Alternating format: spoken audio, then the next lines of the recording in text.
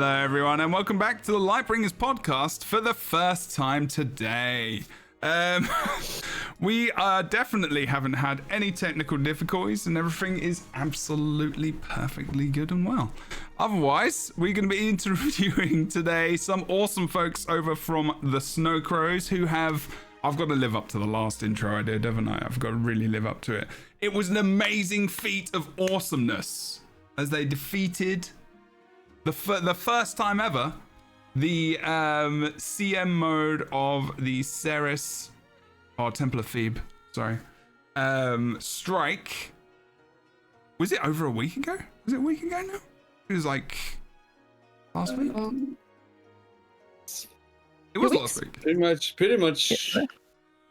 Yeah, 8 days. 5 days. 8 days. 8 days. Yeah. 8 days. Yeah. It was last Thursday, kind of thing. Or it might have been a different day for both of us. But yeah, so we've got Nika and also Yui here from the Snow Crows, the leaders of the guild. And I'm just making sure the audio is working very quickly because things. How are you doing today? We're just going to go around and do a little bit of an intro. If you can't see the video on the screen, it's because we haven't got video today because my PC or something is not happy. So I'm going to have to try and work out whatever that is in for the future. So you're just going to have to see our wonderful avatars and whatnot. And if you're listening to this audibly, as per usual, you can hear our wonderful voices. Yui, can you tell us a little bit about yourself, what you do in the game, what you do on stream, what Snow Crows is about a little bit? Just give us a little bit of an intro about yourself. Yeah, sure. I'm Yui. I'm from Germany. Live close to Munich. I am Snow Crows. I am mainly a support player. I like the class Mesmer the most from the start of the game mainly, and then Chronomancer for the phone's release. What do I do? Yeah, I like to raid. I like to do strike missions. I also do fractals and dungeons. So mainly the instanced PvE content of the game. And yeah, I guess that's it. Cool, lovely. Specifics of near Munich there. I love that. It's like, there you go. Maybe you can wander around. Maybe you'll see you one day. And if you do, you should shower them with money and prizes for winning all the things. Nika, can you tell us a little bit about you? Same kind of thing that you said. Hi, I'm David. I go by Nika in game, or like actually in only in Guild Wars games. Yeah, I'm a Guild Wars enjoyer ever since I've been a kid in Guild Wars 1. And for a few years now, I'm enjoying the second game. Mainly playing Druid for a couple of years now, or healer role. And yeah, I like to blast with the boys, right? I like to blast with the boys. I like that. That's good. That's good. So you play the more supportive roles, and Yui is playing like the more DPS kind of oriented stuff. Cool. You're like on both sides of the fence. That doesn't make any sense. But you kind of doing two very different roles as well within the actual guild itself, or the actual runs as well. Fornax, tell us a little bit about yourself, what you do, where you do it, so people know. As per usual, if you're here, Fornax. Oh, well, sorry, because I had my mic muted, so that was a thing. Hey, I'm Fornax, I'm the Crown Herald. I make content over on YouTube about Guild Wars 2 and other things. And yeah, that's me. That's it. Can I ask a question? Are you two, do you do all the strats for the different classes that you represent? Obviously, answer that after we've got in the intro, sorry. You're just adding questions now to the podcast, like during your intro. I'm just, yeah, sorry. Okay. You're fine. You're okay. Just remember the question for later. I'll try. I'll hold it inside. Excellent. Well, that's not something you're very good at, so, you know. No. Rook, tell us what you do and where you do it, please. Yeah, hi, I'm Rooker Rookery. You can find me on Twitch at twitch.tv Rookery. That's ROOKURI. You can find me on YouTube at the same, and you can find me on Twitter at Rookery_. And I'm super excited for this talk. I've been doing a lot of coverage of bigger events in Race to World First for 14, for World of Warcraft, and it's really exciting to get to see some of this action here in Guild Wars 2, as we have been getting some fantastic top-tier gameplay. So I'm looking forward to this talk today with everybody, and just as excited to like hit all the questions as Fornax is. So I can't wait. I can't wait as we continue to talk. Awesome. What I wanted to kind of lay down first was, I guess, the origin of the guild and whatnot, and asking some. Well, I know obviously time's gone on, and as you said, Nico, I think you said you've been playing. You were playing Guild Wars 1 since you were a kid. So obviously you've not been probably leading Snow Crows this whole time, but just to kind of get an idea of Snow Crows, so people don't know. Snow Crows is a big raiding guild. They have guides, they have loads of stuff. So if you don't know much about them, you can Google them. It'll be Snow Crows GW2. You'll be able to find out a lot about them. But Yui or Nico, whoever wants to answer, when did Snow Crows first form, and what do you think the goal was when you were creating the guild? Was it ever meant to be what it is now, or was it always the intention to be this kind of really competitive, well, pretty much the best guild in the game for completing content, because you really have got that title? Like, there's not really any debating that, because you got world first. I mean, you can't really debate that, right? So what was the kind of intention there? Yeah, I'm guessing I'm going to answer that, because I play the game basically actively since 2013. So I've been in the PvE since then, and SC got founded in 2013, late 2013 as well, with the intent for dungeon speedrunning, record grinding guild. So yeah, basically from the get-go as a hardcore PvE guild. I joined SC myself in 2015. I was in a competition guild before to SC, but I switched sides back then. Over the years, cool. Obviously, a lot has happened. I can just say that, as I said, we were originally a speedrunning guild. We have always had the goal to clear content, like as the first. In Wing 1, like in the raid Wing 1, we were second, and then we were not allowed to do the race until the end of Wing 3, because we were in the testing program for Wing 2 and 3. In Wing cool. 4, That's right. Yeah, it's a very long time ago now. This is like 2015, 2016. So back then we were testing the raids, and we started racing again for the first in Wing 4, where we were world first. Then in Wing 5 we were world first again. In Wing 6 we were second. In Wing 7 we were first. And then for the strikes, obviously it continued for mainly HTCM and ZeroCM now, I guess, the two prestige strikes, which were very difficult. Over the years, a lot has changed in the guild. Like, some people still play, some people work, play other games. Obviously, people join, people leave. It's how it goes. And yeah, I mean, we're all very happy to be here, and we always wanted to push PvE to the limits, I guess, in the game. Speedrunning raid encounters, raid wings, or now world first completing encounters. Nice. Okay. So that's always been the intention. That's good.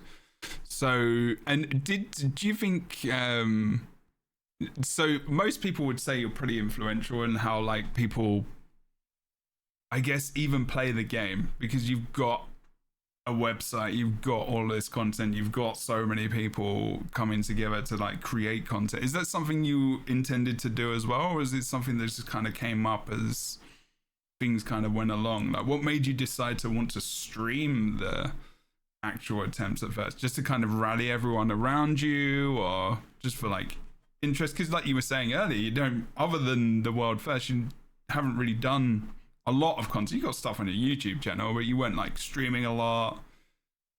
Is this something you're enjoying as well? Yeah, for sure. Like, I always streamed myself a bit, like, of like hard raiding adventures, but not as frequent. Then we recently did a full raid wing, like Wing 1 to Wing 7 speedrun of all raid wings in one go. Yeah. We streamed that one on Twitch as well, all the attempts for it, because we found it to be a fun project to be streamed on Twitch. As for the world first race, I would say we decided to stream it. We also streamed the HTCM because of other games, I feel like. Originally in the raid wing world first, we did not stream them, but in the strikes, it's just like, it's really cool, even for me, someone who never played World of Warcraft in his life. I really enjoy watching the world first race in World of Warcraft. Oh, nice, that's cool. And it's kind of goes the same route, I guess, in Guild Wars. If the strike is hard, then it's very fun to watch different teams and different strategies, which then obviously get adapted by other teams if they seem to be the correct strategy. I feel like that's very cool for the vast community to watch. As for the original question with the influence, we created a website like originally inside the guild. Like some members had a lot of spare time in 2016, and we were like, let's make a website with builds and compositions we play. It was always intended for people to be able to check out and get into raiding. Due to we wanted to give something back, I guess, and not only speedrun content. But I don't think anyone would have expected it to be as big as it is now. Yeah. When we created the website, as it was more like a fun project at the same time. Cool. Yeah, it's awesome. I've just thrown it in the chat as well for Twitch, if just in case you haven't seen it before. I've actually got a command for you, I think, I'm pretty sure. Somewhere. I'd like to chime in on the streaming topic for a bit, because it's actually quite frequently discussed inside the guild. Because on one hand, we would like to stream more of the stuff we do, right? Mm-hmm. And share that a bit and have people basically participate in our projects or whatever we do. Mm-hmm. But then again, 10-man raids aren't the biggest raids in MMOs out there, but we still have 10 players in voice comms and essentially stream their gameplay and or just having fun together. And that always sparks a bit of a discussion on should we stream this? Who is everyone feeling comfortable with this being streamed and so on, right? So that's pretty cool. Yeah. I like that. Sorry, go on, Rick. Oh, I was just going to say, I mean, it's, of course, like when you've got a bunch of people in, especially too, if you're doing a variety of stuff, even outside of World First, that wanting to make sure everybody's comfortable, everybody's feeling up to it, and that, nobody feels like they have to kind of hyper monitor themselves. Makes total sense, right? That, you just want to have fun ultimately and do things. But I know too that with World Races, there are a lot of aspects with, just like you were both talking about, the worry of, well, if we stream it, do we present our competition advantages by, if we solve a solution and then they see immediately what we did and they're able to do that, is that something that, causes a big problem, or is it worth it for the trade-off of the visibility and the excitement in the community? And I don't know if either of you have any thoughts about that and what it's been like when you've done, some of the streaming of these bigger fights or these raid wings or other things, if you feel like that's a pressure that you feel in the Guild Wars 2 community as well, or if you think that it's not so much a thing as you prog in Guild Wars 2. I mean, streaming this almost cost us the race. The Hardstack ran a completely different strategy to ours, and they realized that they were not beating the fight with their strat, and then changed strats after like this was at a point in the race where both teams had seen the 10% phase and were kind of like finalizing their strats a bit and were seeing a path to kill the boss. And we had used our strat for like 2 days and like we knew like exactly what we want to do. And 2 days after us, they basically adapted a strat to be similar to ours.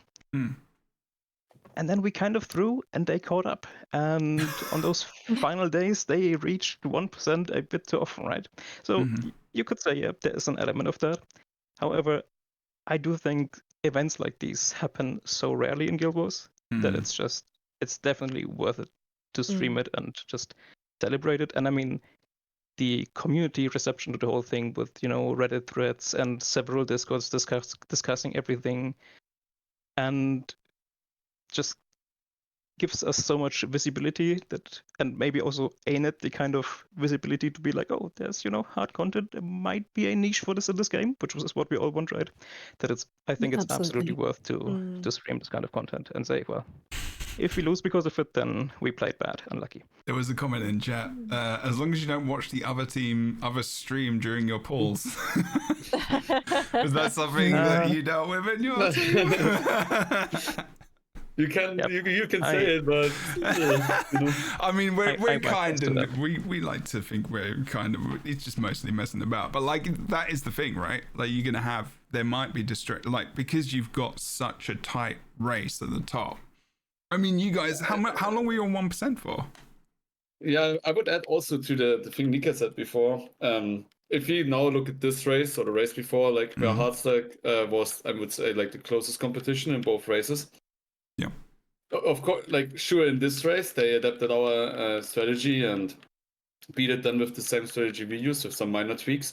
However, if the community would have only been able to see them and their original strategy, and then we get the world first with our strategy, there would have been also kind of not that cool for the community, in my opinion, especially the other way around. Imagine they had a better strategy than our strategy, and we would have adapted their strategy, but we never streamed. So, like, in that way, if it's the other way around, it's kind of also unfair, I would say, if they have a better strategy and we copy it, but we never show what we are doing in the first place.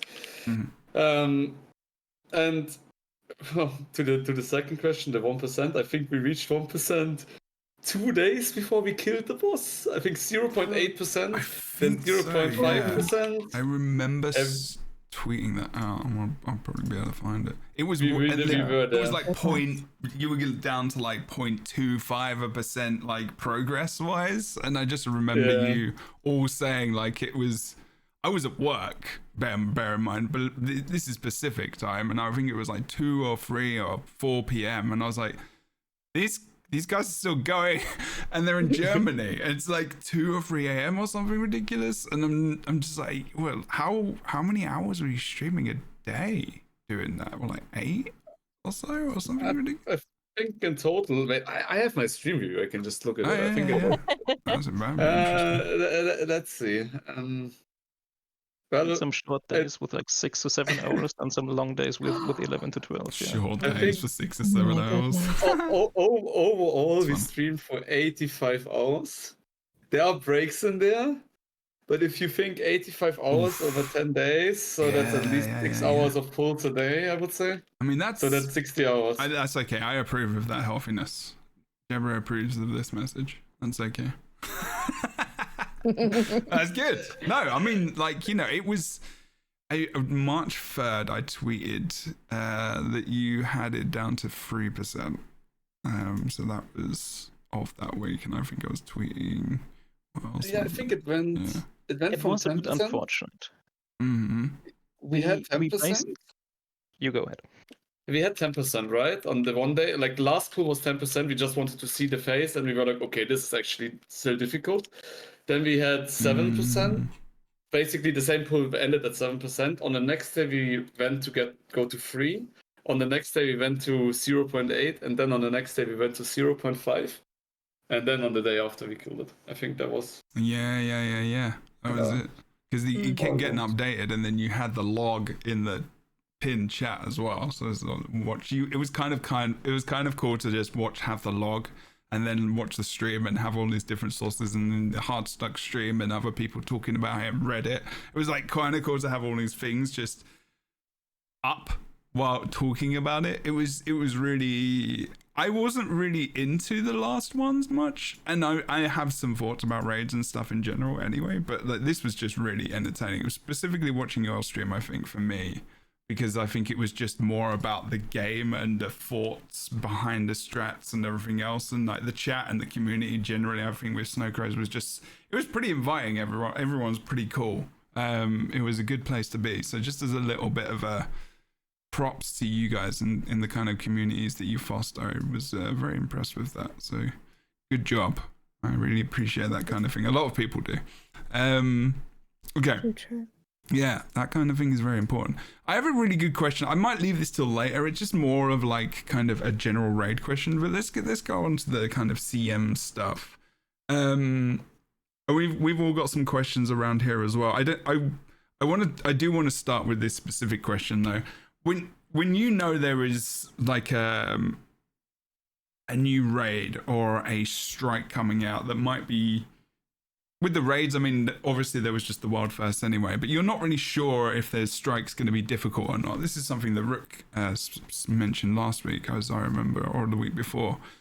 How do you prepare for this? How do you prepare for the potential that you might be doing this for days, and also just an attempt at something like this anyway. Like, what are you doing? Like, I mean, this could be anything. This could be even snacks. This could be like mentality of your guild, meetings before, who's going to do what, how you decide the team, because there must have been people left out, I would imagine. But like, yeah, just give a little bit of insight there. That would be cool. Don't do it like us. Excellent. We're going to end the podcast. Failed at that twice now. Interesting. Everyone that has told us in advance for Harvest Temple Challenge mode that this was going to be hard. And we actually prepared for it. For like, Harvest Temple ended up being delayed for a month, right? And we set aside like 3 or 4 evenings to practice, to look into the encounter with like a team that we had made, and do all of that, and then basically be ready for the race. And then it was delayed, and then they announced the June 28th patch, and demotivation was there, and we barely managed to get 10 people together for Harvest Temple, right? And do all that. Now, Temple of Phoebe CM comes around. Yeah. And well, we didn't really take it that serious. And we had like a guild raid plan for Monday evening, just before the Tuesday release, where we would like, look into the encounter, practice some strats, do some things. And then we were raiding. We're like, yeah, we don't need that much time for Zeros. Just an hour is fine. Let's do some raids before. And then we had fun at raids, and we ended up not doing anything. And because we didn't know how hard this was going to be, right? And we just went like, like after Cosmic, what is it called? Cosmic Observatory, the Doctor fight, exactly. Motivation was a bit low. It was like, okay, now Harvest Temple is not going to happen this year. We don't think so. So we barely threw 10 people together for the Tuesday evening. I mean, I was still at work, couldn't make it, and so on. And basically, just as we realized over the evening, oh, this is actually hard. This is insanely hard. Everyone got the motivation, and we scrambled to get something going. And then we had a week with people, calling in sick for work and trying to get their real life together, or calling their friends. I can't make it this week. I'm busy gaming. Which the mark of a true gamer. Yeah. Which you could do way, way better if you took every minute a bit more serious and were like, okay, they said, like, I think they said something in a blog post that a hard one was coming, but like, we don't really know what that means, right? So I think if we knew what came there, how hard this encounter would be, then we would surely take off time from work, use our vacation days, all this stuff.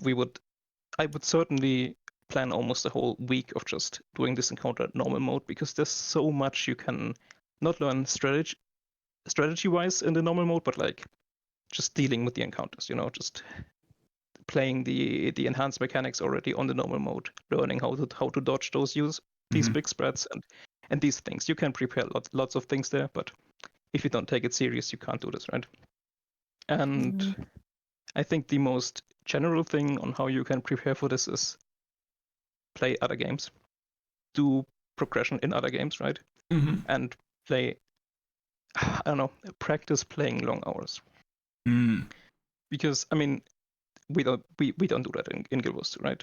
We log on a couple evenings of the week and play for like 2 to 3, 4, maybe 4 hours, have our fun, and that's that kind of. So getting into this, we actually play long hours. We want to play long hours. That is very hard to do, and some people are more experienced with this than others. And then you also have to pay attention to like who is kind of breaking here, who can't focus for that long, and how do we deal with that. It's very interesting, for sure. Can I ask a question about the composition of your team? So a lot of raiding guilds who do the highest tiers, they will have like a set group, and there's always a couple of people on the bench ready to kind of get tagged in as people are getting worn out, because there's only so much focus and energy a person can muster over a certain period of time. And when you're trying to do progression, it's nice to be able to cycle people out so that they can, I don't know, go and cry in a corner for a while until they have to come back. Do you have that kind of raid group, or are you planning on, if this kind of content keeps coming out, are you planning on building that kind of raid group with a couple of substitutes for that kind of long haul tries, I guess is a word I'll use. I mean, it depends on which week it is, right? And when it is in the year. I feel like Guild Wars 2 is, I mean, sadly not big enough a game that you can full-time make a living from it.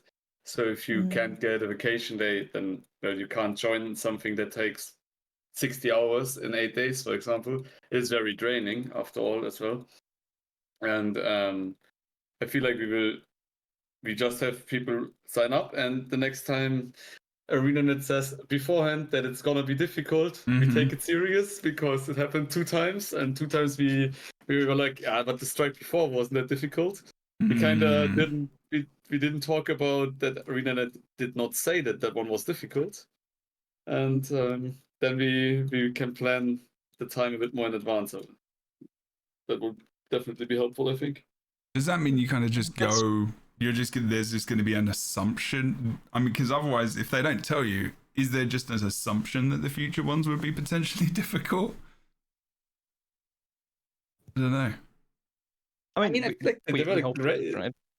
Yeah. But to actually answer the question, yeah, like we will go based off availability on who is in the main roster and who's just jumping in, right? And then we have certain players that are more willing to be backup players that are just there. And then we have really valuable members like Nico, who you heard in the first couple of days doing lots of the shot calling, who was just like, oh, I want to be sidelined. I'm just going to be the 11th man, right? And I'm just going to figure out like strats while you guys raid and then do a bit of shot calling and this kind of stuff, right? And yeah, so it's a more dynamic process. We don't have like a priority list of, oh, you get to play and you get to play and you be ready to play if we need you, but you're actually on the bench, right? That's not how we like to do things. You might get to quite a few applications after your success, so you might have some people willing to go on the bench for you to help out. You never know. Sorry, I hate to monopolize, but you talk a lot about the strat and working out. Now, is there kind of like is it formulaic? Do you have like general principles of how you work out what strategies you're going to use? Do you have a go-to kind of playbook, as it were? How do you break the fights down? Because for people like me, it seems fairly inscrutable. So what's the process by which you kind of, not to like, give away the secret sauce recipe or anything, but what's the, how do you structure your responses to the encounters, I guess? Well, I feel like you start, like, that's how we do it, and it's not a big secret. I think many Guild Wars 2 groups do it like this. You start, you load in with 2 healers, then you go for progression. One of the healers being my main lead druid, because it's a very strong healer. The second one being Heal Scourge for the resin capabilities. Then you take 2, they both provide alacrity to the group, so you need then 2 class that provide quickness for the subgroups. That is currently gonna be most likely Heralds, just because they have long-lasting wounds and are very safe. So that leaves you with 6 full DPS slots. But at the start, you want to have DPS slots which are versatile, have like crowd control, survivable, which then makes you default to classes like Scourge or Virtuoso. And afterwards, when you then load into the fight, obviously you also have a normal mode, but for HT and now Phoebe, the normal mode, the difficulty is not even like really comparable, right? So the fight completely changes. That means then you load in and you go in the first day and you realize, oh, this mechanic is difficult. This mechanic, we struggle with this. How can we play around it? Then there you have tools like what we use, for example, on the Heal Scourge. You have the portal skill, which makes you avoid one of the mechanics. You have Mesmer portals, which you can obviously throw around the platform, since the platform is overall less than 5,000 range, which is the range of Mesmer portals. So you can play around this, and after every day of where you reach a new progression level, a new mechanic you never saw before, or a new lineup you didn't see before, you go back to the drawing board. What we use now is like Raid Planner from Final Fantasy. can use it for Guild Wars 2, right? It's like you can draw arrows, you can make markers, everything in on a raid planner there. Back in the day, we used paint pictures. You use what? Yeah, Paint. paint is also. Are a good you tool. using paint? I mean, you use what you can, right? Yeah, cool. Nice. I studied that for Kadim, so much respect to whoever made it. Yeah. I mean, yeah, that's great. Marcus. So yeah, and then you go in there the next day with the new strats. You obviously not everyone was there when you make the strats because people have to go to bed, etc. So you start the session with explaining the strategies to everyone, what everyone is supposed to do, the classes you want to change because you realize this class works better, this class is needed. And then you go with the new strats. You see if it works. If it works, then great. You reach the next progression point, and at the end of the day, you make the next planner for the next progression point. In Temple of Phoebe, it was mainly like phase 3, around 40% of the boss HP, and then the last 10%, which were the two big raid planner strategy books. I would say we made there, and then that was how it went for us. I would say. Yeah, lots of VOD review to figure out what do we struggle with as a team and what do individual players struggle with, right? How can we assist them? That kind of stuff. But yeah. Nice. Cool. Thank you. That's fascinating. That's fascinating. No, that's cool. And this is maybe going off of that. It sounds like then, with your group, with the more limited group coming into these, that this is something that you all do like collaboratively as a team. Do you have something like, in some games we might hear like 9th man, or in Guild Wars 2, I guess maybe 11th man would be sort of the equivalent here, where you have dedicated folks that are like considered a part of the group, but who are focusing entirely on like watching the runs, processing the data, understanding what might need to be adjusted, collecting or referencing various strategies, things like that. Is that something that you have currently, or is that something like that you all just kind of do collaboratively as a group as you go through the process? We had an 11th man for this race, yes, but we don't really have enough progression experience to fully utilize that role, right? We just it's happened twice now, right?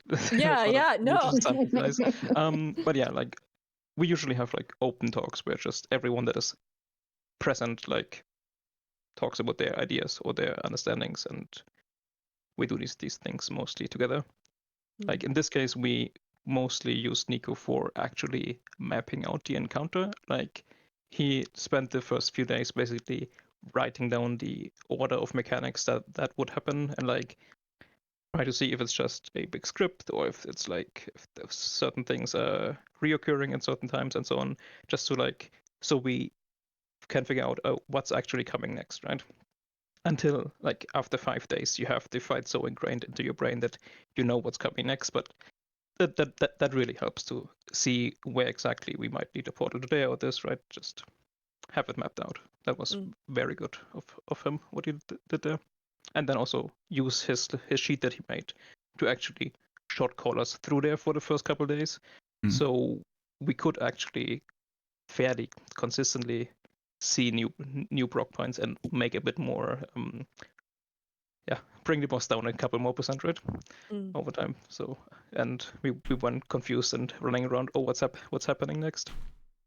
But yeah, experience in that department is certainly lacking. No, I mean it's interesting because I mean, like you brought up, right? The history of sort of world races in Guild Wars 2 is different than in a lot of other MMOs. And having these fights that have kind of come out in more recent history that have been tuned at such a high difficulty that they've drawn this level of attention even from other games, right? Where we've even seen other, raiders from top teams start to take an interest in, oh wait, what is Guild Wars 2 doing? And amazing teams like yours like coming together and like leaping in when people didn't even know for sure how high the difficulty threshold was going to be, and suddenly you're going like, oh my gosh, okay, this is a hard one, we've got to knock it out. So it is really interesting to see where even with this limited experience, you have been able to strategize and to build this out and on the fly a lot of times adjust to this level of difficulty that the game might bring to us and that we're starting to see now with more regularity with some of these strikes. So I was just curious, like how you have been kind of formatting that, and Fornax's question as well. I mean, leading into that, it's really interesting to hear. Yeah, I think it's a big strength of us as a guild that often after these sessions, for a lot of people, I would say like 4 to 5 people of this of the World First Squad, they usually stayed in voice for like 1 or 2 more hours, looked at VODs and figured out strategies together, like different ideas, and based the strategy around of the constants of 5 people, and be like, yeah, this is a good way to go forward, like as a team. And yeah, it's to add to the shot calling thing. I know in WoW it's very common to have one person like shot call it. I could say it helped immensely for us that Nico did it at the start when we all weren't that familiar with the fight. But I would say Guild Wars, at least so far, like since I shot called the fight at the end then for our world first runs, it's just very important that you have one person talking, right? And the comms are not crowded like in any other game, I would say.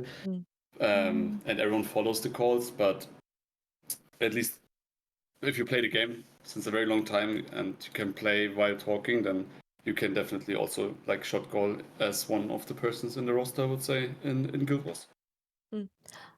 I wonder, what are your opinions? So games like World of Warcraft, I mean, it's kind of up there with some of the most exciting to watch for like their mythic, their CM runs that they do, but they have a lot more tools on their hands. They have like a plethora of boss mods and calling things that they can actually bake into the system. Do you want to have that? Do you like the purity that you have to be the one calling the shots? There were no timers. There's no kind of deadly boss mods to lean back on. That it's all you. That's an interesting question. I mean, good one. Technically, in the like, it exists, right? What is the Yeah. Guild Wars plug? How do we say this? There's a Blizzard add-on where Blizzard, you that's can correct. have this, but Don't it's say it. technically not allowed. So we don't use it. Good. We don't use it. Yeah. And I am personally a big fan that it doesn't exist in Guild Wars. I think I totally agree, because I think like boss mods and stuff in games, like, I mean, I think it takes away I think it helps a lot of peeps with access, but like watching you work that out and watching it just be something generally, and I think just watching streams as well and not having this automated thing coming up telling people what to do, it's always fun to see how people create different strategies, because I think that's how that occurs, right? Because otherwise, if you're just following a script and that's just the easiest thing to do this, everyone goes there. It just In fairness, they have to build it.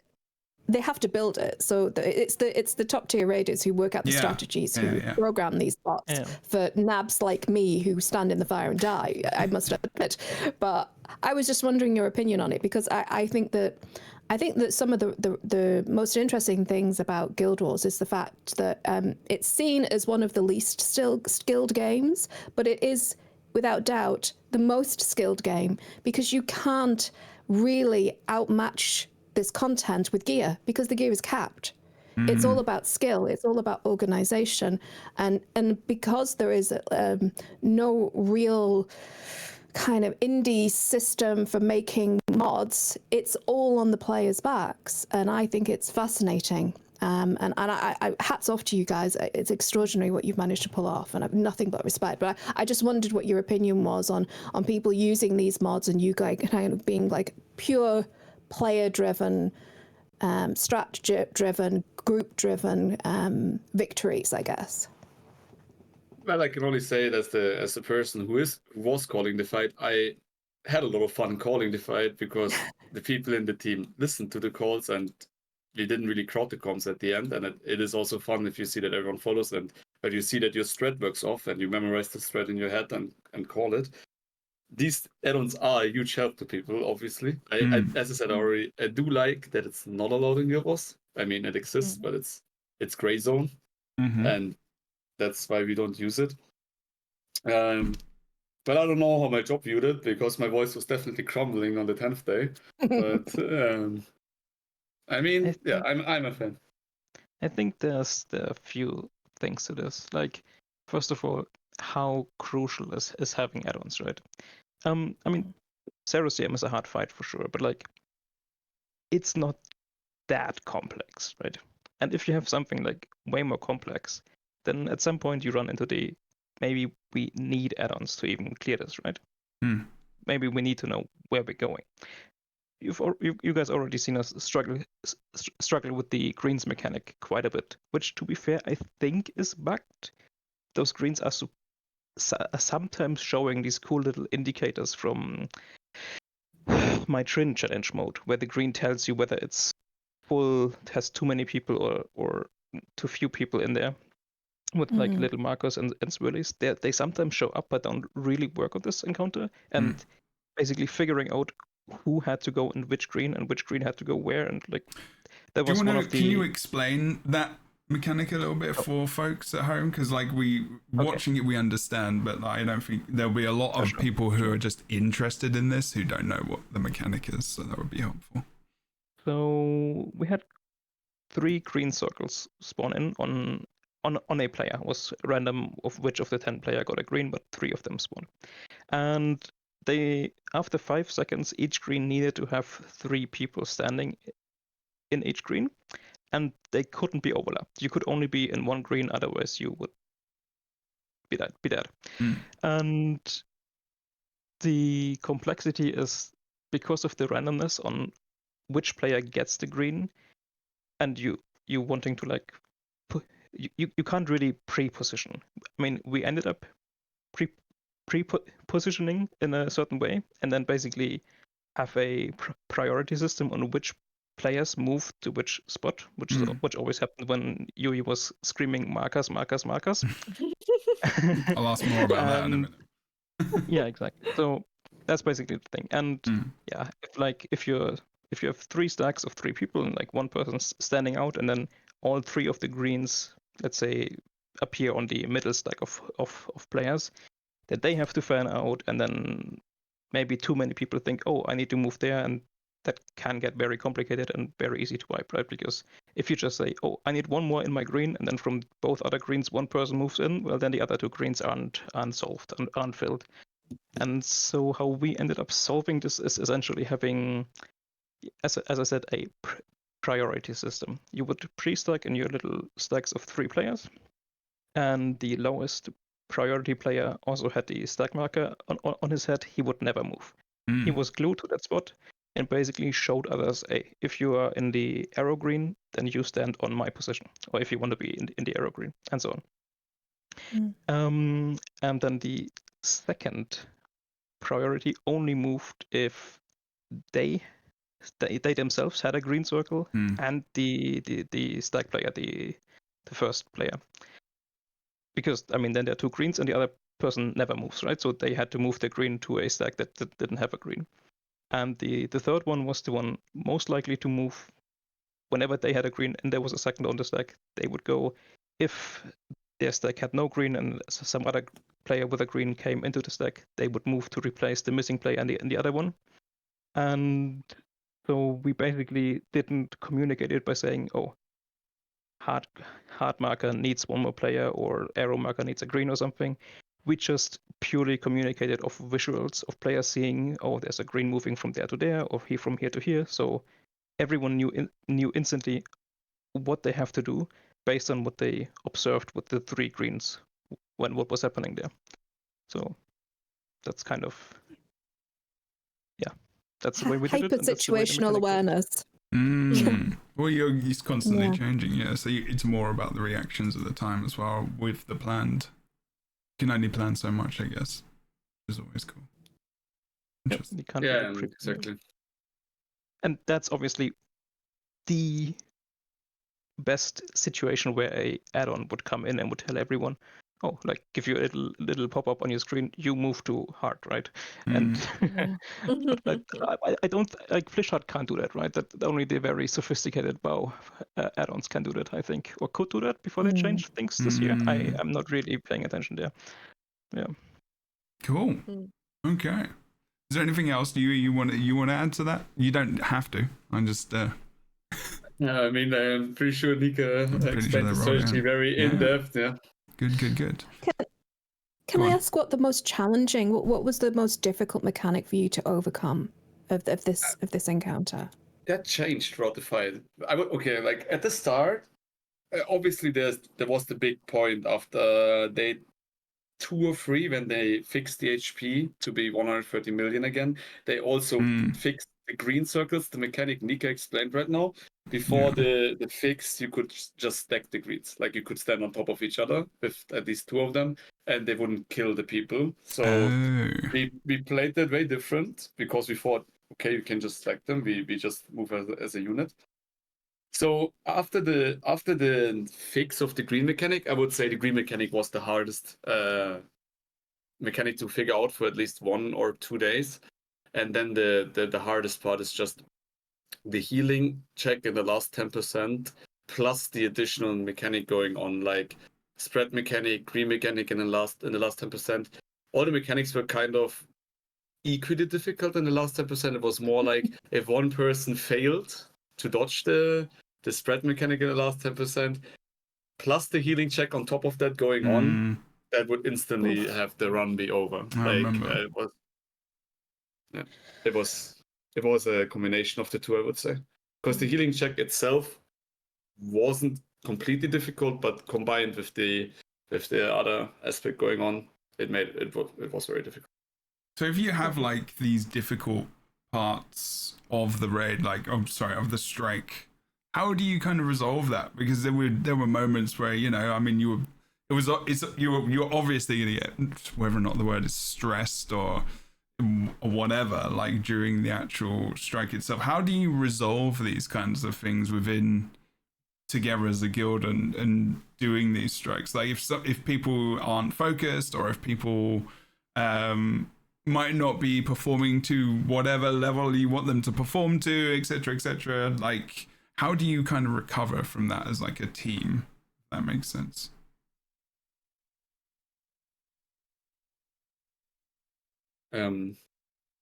Well, I guess just keep going. This is what also is very important, is something Nika mentioned at the start.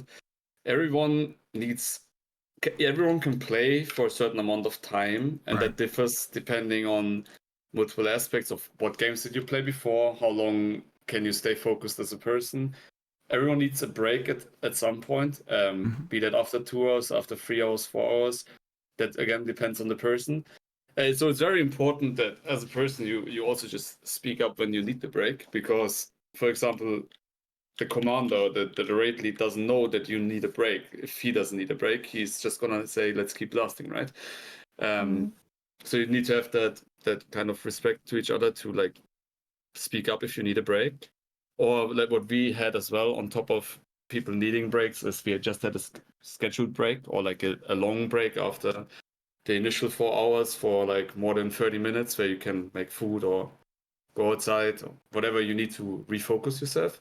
Because, as I said, this is very person dependent. I think everyone loses focus at a different time, and to regain that type of focus, or to deal with yourself doing a mistake, because everyone did mistakes throughout the 60 hours, obviously. Yeah. And when you do a mistake, you most likely get the most upset with yourself. So to get out of that tilt, everyone also needs to recuperate different, I feel.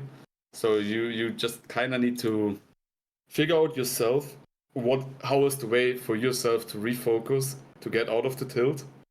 No one really can put a number on that, I would say. That's just very different depending on who you are as a person. See, I like all of this kind of chat, because it comes across with it's the whole mental health thing, which is obviously something I do a lot of, and it's interesting how people can use their skills in games in terms of their own health and how they look after themselves. So when you say it's different from person to person, that's very relevant, because you're right. Like, we all have different ways of coping in different situations, how we can recover, how we can adjust to different situations. So it's really kind of this kind of thing. I don't think many people talk about this, but raiding is actually like a big mental health / taking care of yourself kind of activity, I guess. It's because there's a lot of planning, there's a lot of treating each other with respect. Like every single time I watched your stream, like the way you communicated and talked to each other was it was pretty kind. Like everyone was kind to each other, everyone was good to each other. You had breaks, and it sounded like you could say quite honestly things to each other without people taking it very personally, because you knew you were all there for the same goal. And I think that's something that, you know, people may not really credit raid teams with a lot of the time. So I just wanted to kind of say that, like, it was pretty cool to witness that, honestly. Just that is a from my very perspective. interesting point, because in the stream chats, so many people were saying how we had extremely heated discussions I and don't how we think so. were toxic towards each other. That's Really? something like chat, right? Yeah. I'm And- qualified. I don't think so. I disagree with Yeah, that. like we were. I wouldn't say heated, but like certainly like energy was there, right? Everyone was passionate about getting till, and it got a bit louder. But yeah, it is very important that everyone understands nothing of this is what is being said is personal. No one is attacking anyone here, right? We're just trying to discuss what happened, kind of, and like everyone's heart rate is a little bit elevated after, you know, a 1% wipe. Right? It's like any situation. It's like if you're doing an exam or if you're at work and you've got a deadline, you know, to a degree, you're all working towards the same goal. And, you know, if someone's a little bit upset with someone else because of something they're doing, I think, you know, you communicate that in a way which is not like just immediately calling someone just complete arse and they're just bad at the game. Like, you know, you're see, I'm doing very good with not swearing today. You know, it's really important that you do that and you respect each other. Like I didn't get that at all, and I honestly, like, that is my job. Like, I understand like language, people talking to each other, all of this kind of stuff. Mental health is my jam. Like, it's what I do. And I didn't really get that at all. I get that there was obviously pressure at times, and that's why I like asking these questions of like, how do you deal with pressure? And it was just really good to see.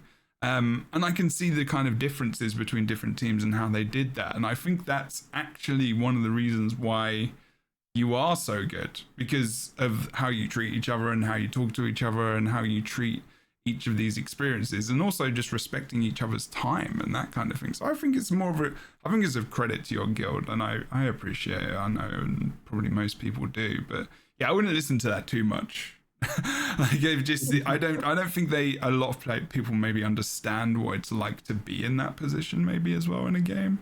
Yeah, I feel like that's exactly where I would cut in here. Like, I feel like as you Jebro, coming also from like originally a lot of the PvP scene, right, in Guild Wars, and something like this race, for example, is like the pinnacle for like something like the PvE scene, right? Like, this is the competition you want to have as a PvE player. I mean, this is the equivalent exactly of the PvP tournaments we had in the past. Easily, exactly. Yeah, absolutely. So, what Nika said is like, yeah, sure, sometimes it was a bit heated, but it was always done with respect. And if you wipe at 1%, you just need to think about why you wiped and how you solve that situation the next time it happens, right? Yeah.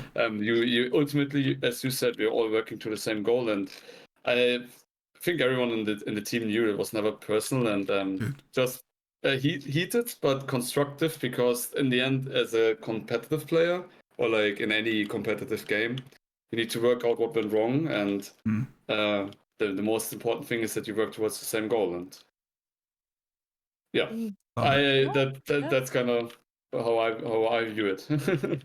No, I completely see that. And I mean, it's one of those things where when you are in the moment, I mean, your emotions, and as well, I think just the baseline of how people know each other in groups, right? Like, if you're with a bunch of friends and you all get loud, or you're all, you know, like pumped about something, like there's a difference a lot of times between like people who don't know each other that are being abrasive to each other, and like a group that like understands and has a baseline of, hey, we run stuff, we do stuff, we know who, you know, we are.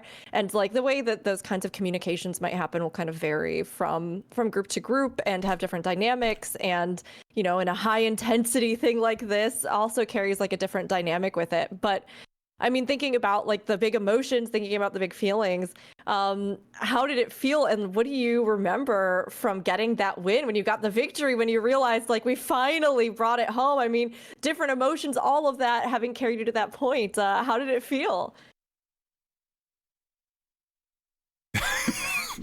So good, apparently. It's just so many emotions. You don't know where to start. Yeah. you're obviously extremely happy, but there's a huge amount of relief. Yeah. Like the feeling of you're finally done, right? Like I got my real life back. No, obviously you're happy. Like you're happy you had the experience. You're happy to win. You're happy to finally have overcome this massive challenge. But like, Mhm. yeah, relief certainly was a big one. And but then again, yeah, the shots also the victory shows screams, especially from you here in the stream, definitely painted a picture of being very happy, right? Mm. It was such a relief and happy at the same time, and I was completely drained and empty for the next like 3-4 days. 4 days, like start of the week working again, or like I think on Saturday I went out with friends. My brain was like still so smashed. Like I was completely out of it. I had suddenly so much time again. I didn't really know how it came to Amazing. that, and well, my voice had 70 hours of talking in Guild Wars, plus I have to talk a lot at work, and then I did the victory shout, so at least for one day my voice was completely gone then. Like I woke up without a voice, but it was worth it. It was definitely worth it. Yeah, it was nice to.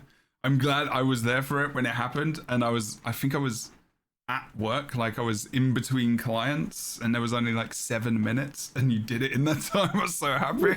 I was like, I've got a client, they're so close. Please, I don't think I can give that as an excuse to my client who's having mental health concerns right now. It doesn't feel like a pro, but can you just hold on? I'm just watching this world first raid attempt in Guild Wars 2. I'm sorry you feel like arse. It was obviously I would never do that. Just FYI, if anyone's watching or listening to this, I would never do that. That's awesome. Yeah, I think there is that sense of relief, right? Because you just dedicate so much time, and not just time but energy, like, you know, physically, mentally. We're just like, thank F, this is over. But also, yes, we won. So, I mean, I don't like asking people the opposite question. I like this question from Rick. But like, how did it feel? And it might be a stupid question, but like when you put that much time and effort into it and then you don't win though, because you had the experience of that, right? Because you said you came second in the other attempts. Were these as serious attempts as this, do you think? Or was that like, how did that feel to put so much effort and time in and then to come second? In those I other think attempts. you're talking about the raids, right? Because yeah. we were. Yeah, I think. Don't think. Yeah, I have to answer it, I guess, because Nico wasn't there yet. Okay. It was swing 6, and that was a long time ago now. Yeah. However, raids were very different because if we just go quickly through the road of raids, I guess. If you take as a benchmark, I would say we had approximately 60 hours of CM pulls to get the world first. That's right. If you look at Wing 1, where we got second, we played Wing 1 for 20 hours. And that was before builds and proper meta compositions were figured out. Then Wing 4, we got the world first in 4 hours.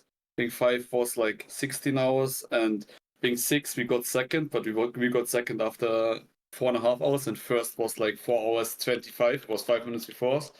And then Wing 7 also only took 3 hours. So if you come in second after 4.5 hours and you lose by 5 minutes, it didn't feel great because you come in second, but I think the feeling is completely different if you dedicated 10 days, 60 hours into it, and then would come second. So I can't really put a finger on it yet, because if you get second, but you do it within the first day of the content being released, you didn't end up spending 10 days, 10 entire days on the encounter. Absolutely. We've joked about this earlier, where we said, oh, I was watching Hardstack's stream and wiping us, right? And yeah, I sat there having that feeling of impending doom, you know, coming down on me, watching the health bar get lower and lower, reach that 1%. And I just stopped playing and couldn't focus. Needless to say, after that, Yui was pretty tilted at me, understandably so, because I shouldn't even have had their stream open. It right? was the fact that you? it was me. Yeah. It was you. Well, yeah. I mean, that's the kind of game. That was a huge mistake, right? Even just opening that stream, just watching it, shouldn't ever happen, right? You should be focused on your own gameplay, but it happened. Okay. Needless, like we called for a break after that. Took our 50 minutes and came back, and 3 pulls later we killed. I think was it? I think there was a timeline. Maybe I'm misremembering. I don't like. There was 2 or 3 pulls. Yeah, there was 2 or 3 pulls. Wow. That was just the point. Oh, we're out of focus. We're almost losing. Let's take this break, get back, focus up, and then we actually like we knew for like 4 days that we can do this, right? But I was talking about this mainly because of the feeling. It is a pretty damning feeling sitting there knowing there's nothing you can do because they are at 10% and we don't like it takes 10 minutes to get there, right? Yeah. we can't just suddenly be like, oh, we perform now and be faster, right? No, it's That would have taken a lot. That's what I'm talking about, and that kind of self-care, kind of even just keeping yourself motivated. Like I think that's a real skill to just be like, because you have to be, it's patience as well, because like you say, if they're 10 minutes ahead, there's nothing you can do to kind of just zoom there. They fail that attempt and then you can be like, oh, okay, now I can focus, but then they're starting their attempt again. And it's like, that always in the back of your head. I would totally, that I'm not sure that's something I could do personally. I mean, that's credit to you guys again. But I think cool. in the grand scheme of things is you also have to go in being ready to lose. Right. You have to go in doing your best, wanting to do your best, and I mean also at times failing at doing your best, right?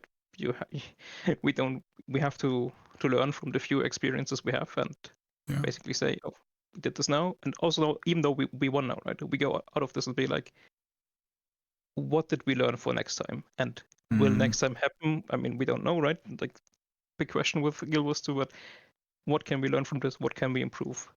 We've talked about the preparation question earlier. How can we prepare better and all of these things? It's cool. It's a bad feeling if you don't win, right? But I think it's always about what do you learn from it as well, because eventually you will also get the kill, even if it's not world's first, right? Yeah. Lovely. Ricker, I think you had a question about the 3 levels of difficulty, right? Yeah, I was just curious. I mean, this was obviously a fight that was released at a really high level of difficulty. There were some adjustments and things that happened, but it still remained a very difficult fight here in the game, and very finely tuned, right?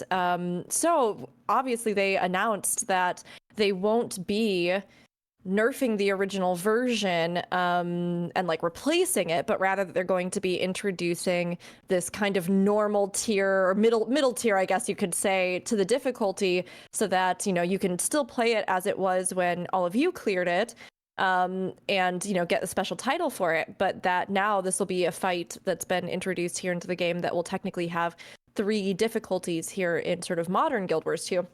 And I was curious if either of you had any thoughts on that. If you feel like, does that, diminish the fight? Do you feel like it doesn't really matter? It's a good thing because they still kept the original difficulty in there as opposed to like nerfing it across the board. I was just curious if you had any thoughts on it.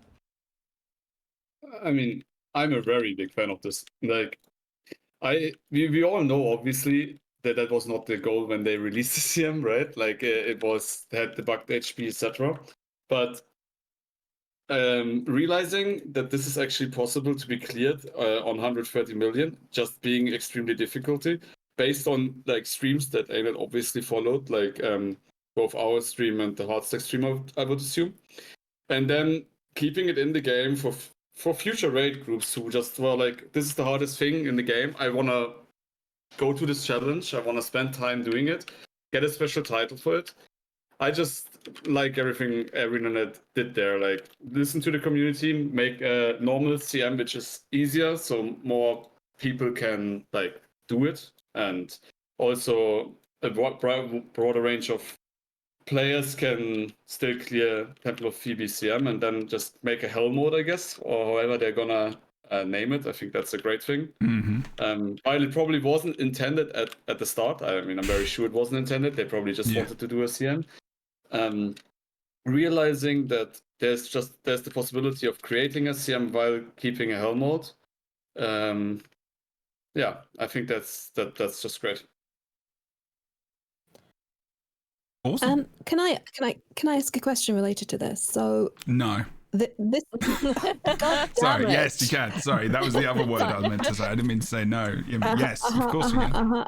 I'll start talking about gonads again if you're No, not a good no, one. you've done so well. You've done so well. I know. You Okay, have. so We're an hour and a bit in, and you haven't said that once. So you failed now, though. That might be a new record. I have failed miserably. I've failed miserably. So I'm a big fan of tiered rating systems. I, of course, am a Care Bear who panics when tanking, so I could never do what you guys do. But I love to watch this type of content, and I look at this and I look at the fact that there's three tier difficulty, and then I look out at the ocean of content that we have. So we have open world bosses, we have previous raid tiers, we have all sorts of content that they could like set on fire so that you guys who actually can rise to this challenge could, one, have a fantastic time figuring out all these encounters, and two, promote the game hugely and kind of evangelize it across the communities doing these type of world first content. Would you like to see them bring this kind of rigor, this difficulty to other encounters and previous encounters in the game? And are there any that you would like to, like, oh, it would be amazing if they ramped up this particular encounter because it was fantastic? And that's my question. Yes and no. Obviously, we would love to have more really challenging content, especially more races to worlds first, right? Like having such hype events is just really good.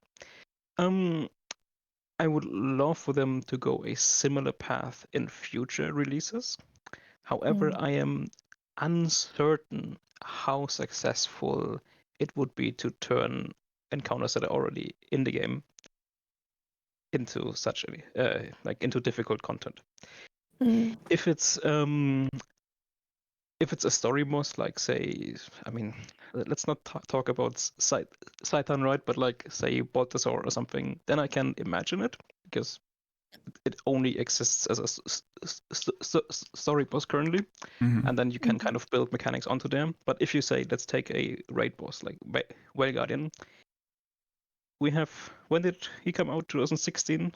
Right, we have 8 years 1840, In yeah. 2015. Oh, 15, yeah, like God. it's been a while, right? They've quite some years of basically dealing with Well Guardian, and we're very familiar with his base mechanics. They would have to absolutely crank the difficulty like unbelievably high, or basically completely rework the encounter, which I don't know how good that would end up being, right? If they wanted to do something like this. I have similar thoughts about, I don't know, I think, I don't know if you call this the current difficulty like Hell mode, or on Reddit I've read Legendary mode or something, about keeping this in the game for new encounters as well. Like let's say next year there's another strike mission tuned this aggressively.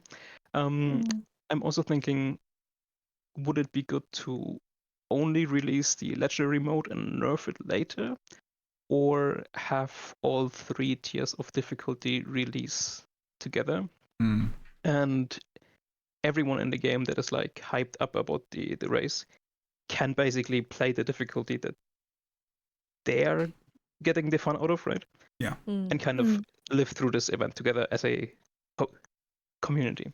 And yeah, it obviously has some, like, it also depends on encounter design a little bit. If the legendary version is basically just a juiced up, like a numbers juiced up version of the normal CM, then that works out badly for the race, because the teams taking part would just dissect the normal CM first, right? That they would have an easier time clearing and know what comes ahead, what they have to expect, just with more numbers. But I think it would be good for the community, as in, oh, we can also do this content that we're currently watching on stream, right? So yeah, yes and no, basically. That's my answer here. Yeah, I think this is something that even inside the guild everyone has their their own opinion about, right? I have the same opinion as Nika for most of it. I'm not a big fan of tuning up existing encounters, especially raid encounters. I think they are very fine the way they are. The encounters I could see tuned up are like the new strike encounters or story encounters, which never had a strike in before. But I rather hope they keep like very difficulty for future releases. And here I'm very hard. Like I really would prefer if the very difficult version gets released first, and then like with Phoebe now, 2 weeks later, the normal CM comes. Because else, I fear that what Nika just explained will become a thing, where you clear the normal CM first just to get a rundown of the fight, since most of the time CMs and normal modes are not entirely different, and you can see, you can see how the fight is going forward. I would say. I mean, I really like that they introduced him later. In my mind, if they were to go back and rejig older content to give it another tier of difficulty, I would want them to do what they did for Garrosh in World of Warcraft, and the mythic mode that activates. So how the encounter goes is you do the normal Garrosh fight that everyone encounters, and then once you get him down to basically like 1 hit point, he and you've activated the challenge mode, an entirely new phase of content arises. No one has ever seen it before. It takes you to a different place. It actually teleports you to Stormwind, and he's all covered in tentacles and stuff, and it's just epic. And there is entirely new mechanics, and it feels like a brand new encounter, because it's basically it's a tiered, layered kind of encounter, and that would be the ideal, because nobody wants a health pinata. That's not fun for anybody.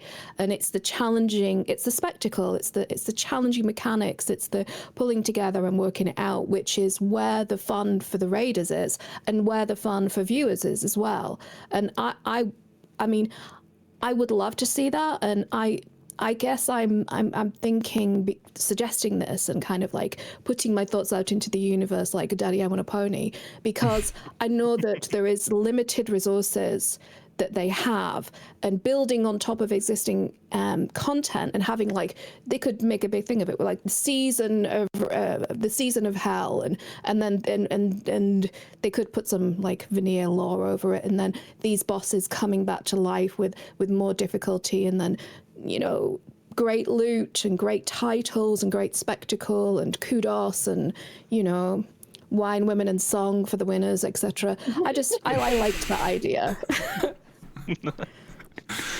I mean, that does sound amazing. No, yeah, it does, doesn't it? I mean, it does, yeah. Right, okay, good. You mean more, you know, learn to... Go the realistic approach of Arena now. The visual thinking ended with Heart of Horns. Yeah. I mean, yeah, I wouldn't say no to that, right? I immediately retract my no here and say, yes, please. I mean, but to be honest, that's kind of what happened with Sanqua Peak, wasn't it? Like, in a way, in a small way, with the hidden face. Or am I like imagining this wrong now? I can't remember. Yeah. It's Like in the ethos, isn't it? Yeah. Yeah, the dark face. The dark face. Yeah. Kind of cool. I mean, The Archangel face. it's kind of a pony. It's kind of a pony. Everybody get your Christmas letters ready. Send them off to ArenaNet. Oh, Dear yeah, ArenaNet, yeah. for Christmas, we would like, yes. I'm going to ask a question, if we're okay to move on from Boots, actually, who threw one over to me, which was actually more of like a composition of the raid specifically. And Boots is asking, you talked about the composition at the beginning, because you were talking about your healers, and you were talking about Herald, and you were talking about Lackery, quickness, healing, etc., etc. But Boots asked, is Virtuoso used as DPS just because of quality of life and reliability? Or is there any other reasons why you specifically use them? I mean, it's a mix. Like, they the amazing part, the best part about Virtuoso, for example, in the strike mission, is that you just have very high, like amazing DPS uptime because you have 1,200 range on your skills. So whenever you deal with a mechanic, you can still do damage to the boss. Right. Plus having access to distortion because you're Mesmer is never a bad thing. But this is also very specific to this strike. Well, that's just what Virtuoso is very good at, as like a consistent damage dealer. Yeah. In raids, for example, you won't see many Virtuosos on like the highest level of raiding, because there are classes out there that do more damage when you can melee the boss or are closer to the boss. But for the strategy that we used on Temple of Phoebe, we were just, too far away, which then made Virtuoso have all the access we need. Like we needed portals, well, Mesmer has portals. We needed one feedback, Mesmer has feedback. Basically, it gave us all we needed. So we realized that with the composition we had, the Virtuosos, the Heralds, the healers, we would make the DPS check. Like we had the damage to kill the encounter before the timer reached 0. And from that moment on, we realized that the comp worked, and we just stick with it. Yeah, and it's a bit of a shame that in modern Guild Wars 2 there are only 2 classes you want to bring into as DPS into blind proc, Virtuoso and Scourge. They're both fairly simple to play, as in you're not playing an alley where you're like staring at your skill bar and you have to focus on your rotation, right? They're very adaptable, can bring certain utilities. They're very tanky depending on what's going on, and you always want to start with these and then see, does this encounter offer me to bring other classes that do more damage or bring something else or something? And if you don't need it, well, just like us, you basically stick with Virtuoso, and it also happens that Virtuoso is very strong on the fight. I'm not entirely sure if it's the actual best in slot class for damage, but it's very reliable on for what it actually does. And this is also interesting because I call it the Mesmer problem. Guild Wars 2 classes have very strong defenses. Like, I mean, this, which also has one of them, which is the distortion, right? But Guardian with its access to Aegis, and other classes with its access to blind and stuff, and barrier, and if so many defense buttons and invuln buttons and whatnot. It's just out there. And then what ArenaNet has to do on these hard fights is to be like, oh, well, distortion or invuln doesn't work here. It doesn't let you, stay alive through this mechanic. Kind of devaluing many of those things. I mean, blind is just devalued by there being a break bar, right? The boss doesn't care that you're blind, so like an ally that chills you or blinds you in some game modes doesn't have these defenses there. If there's a green that ignores your invuln, that's also there. And some classes have most of their utility packed into those defensive skills, like for example a Guardian, right? It just has like it's Aegis, it's always there. But if it doesn't work, then it doesn't have anything. And Mesmer always has pulse that can work and the portal that can work, and you've seen this with both HGCM and 0CM. Portals played a pretty big role. Yeah, I mean, it was how you maneuvered around the whole just thing. Kind of shifts the whole thing in the favor of Mesmer, right, until other playstyles have been figured out. This is something I'm gonna go on a bit of a tangent here. The two, like comparing HGCM and Temple of Phoebe. HGCM was not designed to be like this complete package encounter where like the encounter just was thematically there and you had all the mechanics that actually like matched the theme of the encounter.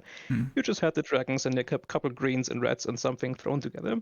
But it was designed for playing different builds, right? You had your 4 melee DPS slots that didn't get a spread on the HGCM spread mechanic that just could stand on the boss and pump damage.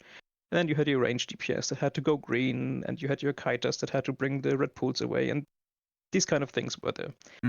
It was it works really well, as in you can play lots of different classes, while some pieces of the puzzle always stay the same. It does get a bit boring for the melee players, as they only do damage and not like in other MMOs actually bait melee mechanics, right? They just everyone else bait something. While Temple of Phoebe was way more designed to you play as a group, and it's all a theme. There's not a random mechanic, but every mechanic is tied to one of his aspects, embodiments. What I don't know what they're called. Like this, his little clones. Yeah. I think it's better designed, but it's basically just you play as a team, and so everyone in the team kind of has to do the same thing, right? We're all going range. The entire team needs to go range. Maybe you can go for a strategy where you all play melee and you don't portal out these little ad spawns that we did and cleave them down, but like you just drop them together and cleave them down in the melee stack there, and you play. I don't know, like maybe it's possible, maybe not. I don't know. But you have to play as a team, and that just makes the entire team more inflexible, and you can't bring that many. Like your classes kind of have to do the same, right, to succeed. And this is also something where I would like strike missions in Guild Wars 2 to bring back the tank mechanic. It's something that we've been missing. Yeah. Because being able to move the boss lets you do multiple of these things, right? You can have ranged people doing ranged stuff and being out there, while the tank makes sure that if you have to move somewhere certain on the platform, the boss also comes there, so melee players keep their DPS uptime. But yeah. Yeah. That was kind of a bit of a long talk. That was very relevant. It makes a lot of sense, because like you're saying that one fight you feel like, because it does narrow down your choices. Like especially in a race, why would you pick things which aren't gonna be, optimal? Like it doesn't make sense. Like then you don't go for that. You know that you need to be at range. Portals are going to be really good. You were talking about feedback and other skills as well, and then you're talking about Scourge portal. Like, there was so much movement. It just makes absolute sense. Like, why would you pick anything else? Like you say, and it reminds me of so many fights with so many different raid fights and some strike fights as well, where you can bring one mechanic from a class and it kind of negates a lot of what the fight is intended to do. I mean, distortion on the first ever raid boss, for example, like it's kind of that example, right? So it's I think that's really good, solid feedback for Arena as well. Actually, someone wants to clip that. But like, I'm a really big fan of the tank thing Nika brought up. Like, if Temple of Bebe had a tank, you could think about having a melee class and move the boss to them, right? Yeah. And well, the Mesmer problem that Nika mentioned is just like Mesmer and Scourge, on top of being very, well, let's say it easy, and like if you make a mistake, you can come back on your DPS rotation. They also are two classes which technically don't need all of their utility skills and have access to probably the strongest utility skills in the game. Like Scourge has Portal, Scourge has Barrier, Mesmer has Reflect as Portal. It's just as a utility skill on another level than other classes. And one aspect, right, that Guild Wars 2 doesn't have anymore when it comes to comp crafting compared to, I would say, basically every other MMO I played, or it's out there at least. We got all the class uniques removed, right? So if you have 6 DPS stacks, you're gonna stack the best DPS class. You don't need a warrior anymore bringing banners like back in the days, because banners do not give you class uniques buff anymore. So you just have 6 slots and you take whatever is best. That's how it works. Fine. Okay. Good stuff. Lovely. Good question as well. Rick, you had a question, I think, about the world first scene. Is that your question then that I've highlighted? Oh, sure. Yeah. I I guess I'm just curious, you mentioned that with a lot of the races and things, it's sort of a guessing game, figuring out, okay, well, who are we going to have? And that seeing fights like these difficult ones really invigorates groups, and, in and having an understanding of that is something that not only is exciting to be a part of as a player, but also as viewers. And I guess I'm just curious if both of you would like to see more content like this regularly coming out and see more of a, developing race to world first scene in Guild Wars 2, or if you think that it's something that, we might not ever have, or if there's any sort of mixed feelings on that, or any thoughts that you have about continuing to grow this and, getting more regular, reliable content at this level of difficulty in Guild Wars 2. I mean, I would love to have one of these every year, with one expansion. I really like also what they did with this expansion, like having the first strike, I would say, be rather easy, also accessible for mainly everyone in the game, even the CM, like from Cosmic Observatory. Then Temple of Phoebe being the hard one, basically like HT, which was, I think, one of the last strikes in EOD.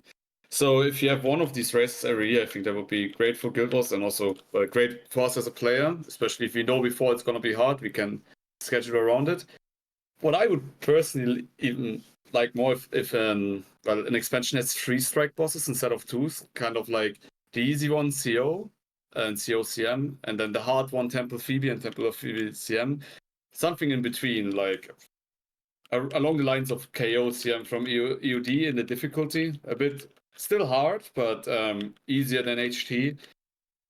Like a middle difficulty, which many groups can, spend time on and figure stuff out. It still needs some strategies involved. So basically, you have a kind of ladder of difficulty from easy to hard with a mini one. Because if you just play Soto, you started with Soto or late EOD, the difficulty difference between CO and Temple of Phoebe is just it's like a different game. Like it is just so different.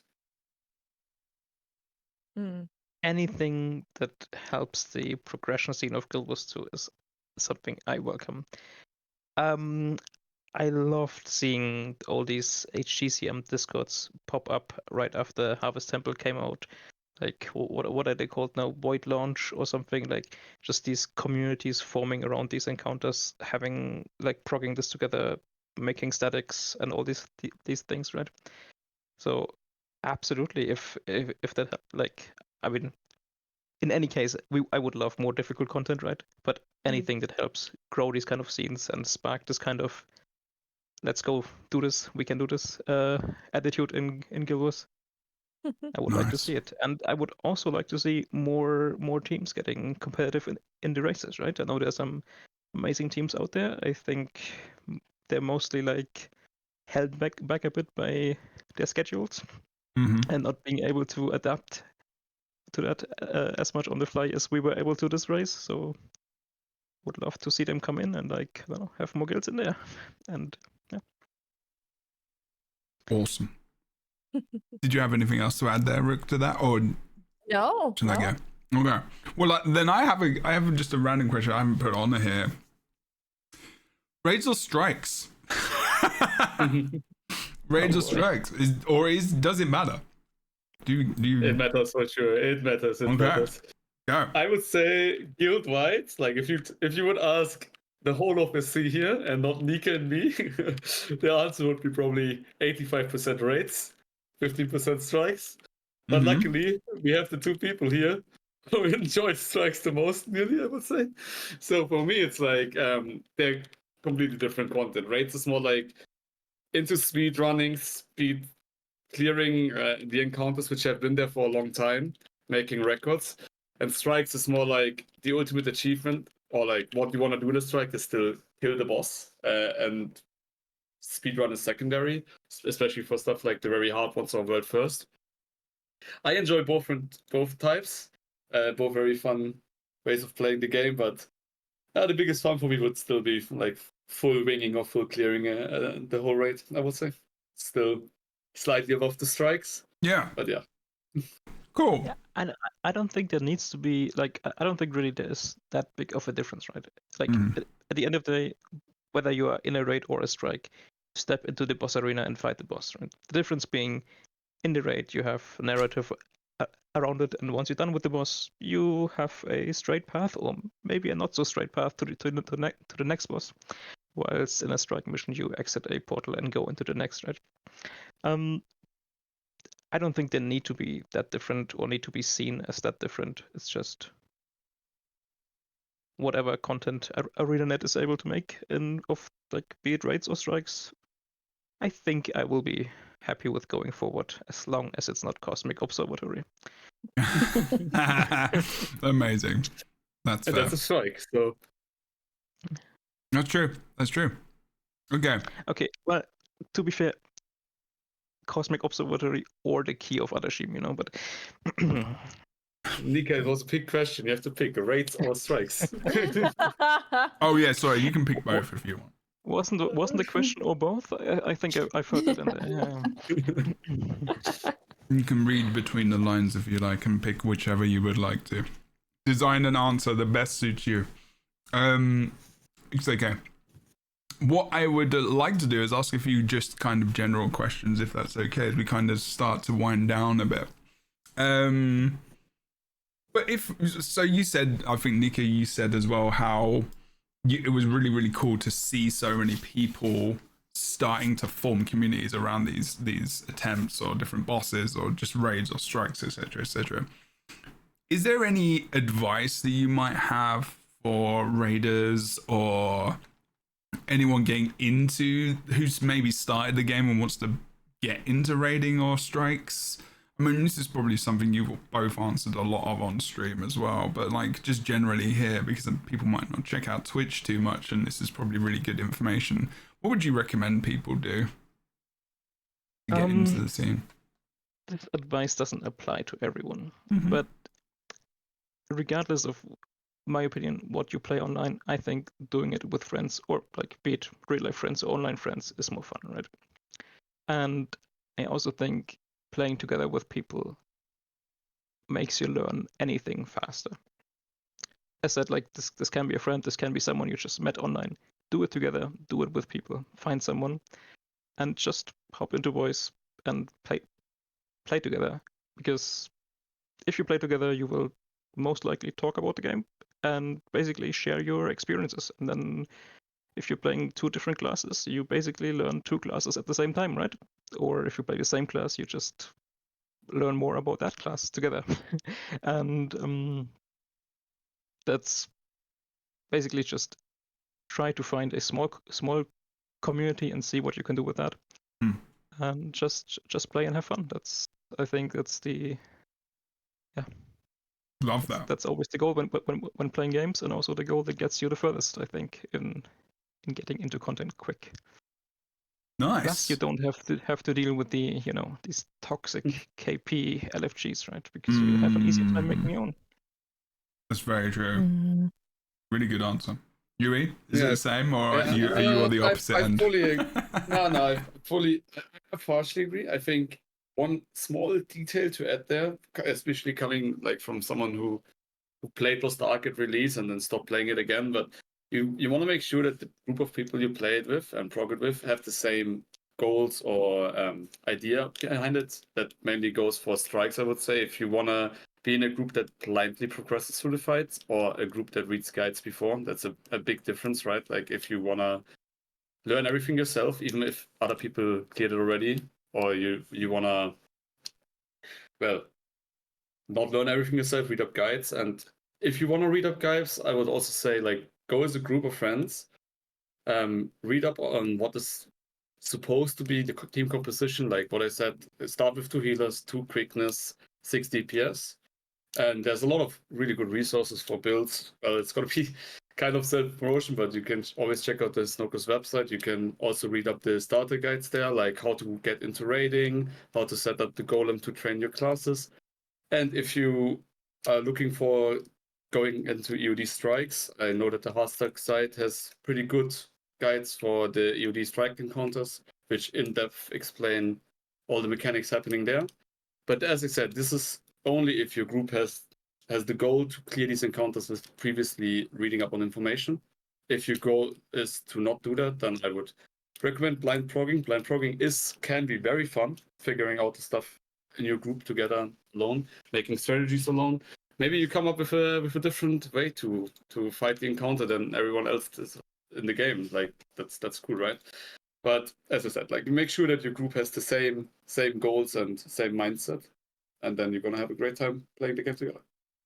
Nice. There's a question I suppose because I did do that very much, that experience of kind of blind progging, like you say, because I like raiding. I got my PvE raid armor and whatnot, but like I'm not like a hardcore raider or anything. But people would just kind of we just said, bring whatever build you want to bring. It can be the most random thing. It can be all celestial. It can be just whatever, and we'll just have fun doing it. and that's it. Is there kind of like a, I mean, there's no like kind of rule, right? Like you don't have to bring the meta or whatever all the time. And what are your opinions about that? Is it really just more about what your kind of the experience you want to get out of it, right? Like you're never gonna potentially clear everything if you don't run like some of the best builds, but how much of the game, how much of raids or strikes do you think is fairly doable if you bring a build which you just kind of enjoy playing? Like would you have to bring quickness for everything? Do you have to bring alacrity for everything? This is just like a general question for like new players as well, really. I personally think, apart from HTCM and TBCM, let's exclude those two encounters. Let's look every other strike CM and every raid boss. If you build a comp, no matter the class, like Alacrity doesn't have to be Druid. There's like, I don't know, 6, 7, 8 Alacrity healer builds out there. Like nearly every class has a Alacrity heal build and a quickness build at this point, right? That's what ArenaNet is going for. If you look the example of Necro Scourge is the Alacrity class, Harbinger is the quickness provider class. Like it has both specs. If you go for 2 Alacrity healers, 2 quickness builds, no matter which build you pick, it doesn't have to be the optimal one. They're all gonna be fine. And you go 6 DPS builds, again, doesn't have to be the highest benchmarking one. Can be any DPS build that is featured on websites or wherever you get the build from. I think you can clear every strike or boss in the game within the enrage timer. It's not even gonna be that difficult if you progress it as a group, apart from probably HTCM and FBCM. Well, definitely FBCM, but amazing. There you go. I mean, I like that. That's good because literally we I mean, people were just running whatever they liked, right? It was just like, the most random stuff and just having fun with it. And I think, the end goal is just having fun as a community and together. And I think, there's a lot of emphasis. I think what scares a lot of new people getting into raids and strikes is the idea that they have to perform and in a specific way and they should be running in the mirror and that's the only way to do things. So that's kind of a nice, from like the top guild who got my latest world first, I think that's actually a really nice thing to hear for a lot of people. And it's about intention, right? Like, what are you trying to achieve? Is it like a world first, or is it having fun with your mates on a Friday night? And that's really important. We are gonna kind of end there, but I just wanted to know: is there anything that you both wanted to say before we kind of head off for today, Nika and Yui? Just as final kind of thoughts. Or you want to say hello to your mum or something?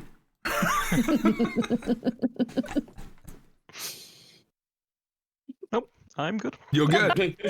Excellent. No, you don't care about your family. It's good stuff. Yeah. Well, okay. I like my mum. I'm gonna go with the controversial hide that then. There you go. The controversial hide that. It was great being here. Had a lot of fun. I guess the only thing to add is, a little shout out to ArenaNet for actually making a really great fight, a great race, great fun. And the biggest aspect about this fight, we also pointed it out in our Reddit World First thread. Great job on bug fixing the bugs pretty much immediately, and keeping the hard version of the boss in the game, not nerfing it further, and letting the people show that it was killable. And having a great race on Twitch, I think great promotion for the game, and a huge part of the community, even a part that probably didn't really raid or do strikes before. Yeah. Having interest in the end game PvE of Guild Wars. I think this was a great job on their end on this one. Agree. Absolutely. Okay. Well, we're going to do a little bit of outro. Nico, can you tell us just where can people find you if they want to follow you? Is there anywhere? I see. No experience at this whole social media game that I don't even know my channels. Search Nika Snowcrows, maybe? Yeah, let me see if I can do that. I have a YouTube channel called SC Nika where I, upload more or less grinded Guild Wars content and kind of show off what kind of fun I'm doing. But yeah, otherwise I'm not that active in putting out content there. Well, fine. Yeah. Maybe people want more content from you. Maybe they'll react to this podcast and say in the comments, we want more Nika content. Awesome. And they can visit my restaurant. They can visit your restaurant? Yeah. Wait, you have a restaurant? Wait, what? Was it Nika? There was some character in End of Dragons, right? That had the... Oh, yeah. I don't know. Lore is not my strength. I'm sorry. Yeah. No, you're okay. You're okay. I get it. Now you know where to find him. No, yeah, I'm gonna try to do how Rook did it at the start, but sadly I don't have the same name for all my channels. Yeah, but it's twitch.tv Keyrazor, that's with 2 eyes. It's the same for YouTube. By YouTube, I basically upload the same type of content as Nika, like mostly grinded stuff. Guild Wars 2 stuff we have fun at. The Twitch stream is, I don't have a schedule, but feel free to tune in when I stream. It would be lovely. And on Twitter, it's at SC_UE, I think. My Twitter is definitely a different tag. I don't use the Twitter that much. Yeah, it's a wild ride. That's for sure. Awesome. Rookery, how about you? Where can people find you and all the bits and bobs? Not the bits and bobs, but just finding you. Sorry. You can find me and all of my bits and bobs, I guess, by extension, on my Twitch channel, twitch.tv Rookery. That's there? Oh my god. Yeah. You can also find it on YouTube at the same and on Twitter at Rookery_. Can't say thank you enough again to both of you for joining us. Seriously, Nika, Yui, it's been so fun to get to talk with you, hear your thoughts on this, and it was a really exciting race. So congrats again on your amazing world first and for everything that Snow Crows has accomplished and will continue to accomplish. Awesomeness. Fornex. Thank you, Reader Geek, for subscribing me to Jebro. So I can link I'm glad that things. you used that as your outro. Well done. It's okay. I've been subscribed for months and months. I'm skint at the moment. Mm-hmm. Fornex is poor. No, it's fine. So please go and watch my YouTube channel. So I can afford subscriptions to people's channels. Amazing. Oh no. No, so I'm Fornex, the Crichton Herald. I make content over on YouTube. Please check out my stuff. I'm seriously desperate. And also, it's been really great fun talking to you guys. It's been amazing. And the insights are really, it's fascinating kind of unpicking the content and what you achieved. And hats off to you and much love to your guild. And I have been abusing your website from the start. So thank you for all the help you have given me over the years. So much appreciated. Awesome. Lovely. I've been Jebro. Thank you so much for watching, everyone. The Lightbringers podcast is mostly on every week on a Friday, 1 p.m. Pacific-ish, depending on technical problems and if my coffee's ready. And also on youtube.com/JebroUnity, where the podcast video is always there. We did just have an audio version this week because something is going pear-shaped. I've got to fix that. But it went okay in the end, and kind of just did a little speaking bit and kind of floated it around when I remembered to, and it wasn't too bad. So I appreciate the guests also waiting it out with me as I figured that stuff out, which is always a fun time. Also, Google the Lightbringers GW2 podcast. You can find us on Spotify, on iTunes, Google things, all the other bits and bobs where not all of the bits and bobs. We're just doing audio or video. We're not doing anything else like sharing CM 10-day bathwater, which was a conversation you might want to ask about in the comments below. It's up to you. My sister once sold a fart in a bottle on eBay, so look forward to that in the future. Oh my god, Jesus Christ. On that note, thank you to our awesome guests Nika and Yui as well for sharing so much with us and also giving you a little bit of insight. Hopefully we get some new raiders and strike goers in the future and hang out with us next time on the Lightbringers podcast. It would be awesome to see you as I do a little bit of a song for the outro. I'm not playing it, it's just the Guild Wars 2 themes. So we'll see you next time on Lightbringers podcast. Thanks so much for watching. Take care.